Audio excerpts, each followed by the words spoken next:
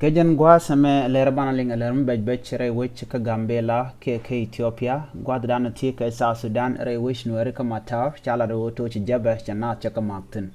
en me alarm pai to kejen gwa ron wang ma chala do thiaaŋ ka wäär ci jäbɛ chaben chana chaka nak piny re wi ka mataar en gwa dan tok do tin tok re wi dan kan ko Nuer zone ke Gambela chala do ci tek ma chatok ne thoknath kon chirai me kan gor ka social media chicken lado te kan nas ke men nuääri ti show ko baro ti yeken ti tesnien ka chala do en gwad dan tok do tin jare which ka mataar te ka men te tingi sen gwaz mi re dul kos wa ci rek ma cha tok ka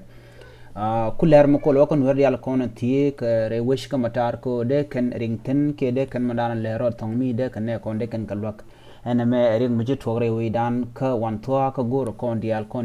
la nuer ko de kon wi dan de kon long an wi dan ka mataar ngai kon mataar tie ka ken Nuer zone kenya nyang ka jan bo tie ka ko ba ga kujimi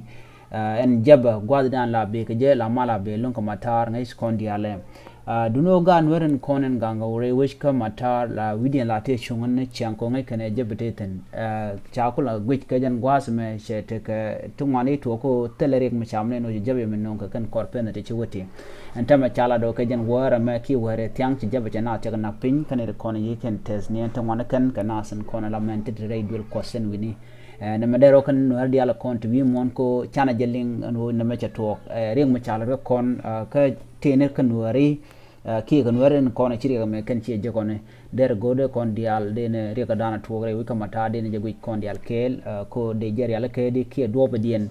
de je kap chongo ngai kono jabe cha nueri cha ga yarlong ne ka kor gwa se pai wi ne de wan long che yiken cha ka bat ga ngai kona kwele gat ka kwele hok che me je kon lingwa se me o te ka ring me chalat re wi ka kobo pan ke pan ka je no cha ok cha kanang mangai ko na ka jaba em de kiman gore longo jan banat ba kana oto bagad ba kana kano bo kon ba kana na me reng mo goro de kuma South Sudan kana kuma Ethiopia de ka right me de kana lat ko en jaba ngo yi da na ga je unna ka na ga je nuru na ka cha longa kap chuang ka jen te pin South Sudan ngu mi let kan mishro da lot ne ken to ngu cha ka bo ngu mi sha do banan ba ko ke je ke do banan ba kap chuang je ka tin je let kan ngu sha ka goro na ka do banan de ke je gwa nama charing mudin mishi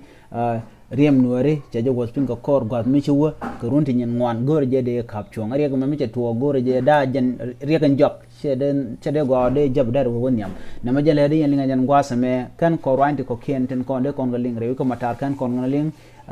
gor je biya te ne kel ke ba ran te biya ka gwich ko de yen yat ke de yen kon te da wich ka mata de yoro ka ke ka wan to nama jele da yen linga jan gwa same Läär bɛcbɛc ban wo nyam nono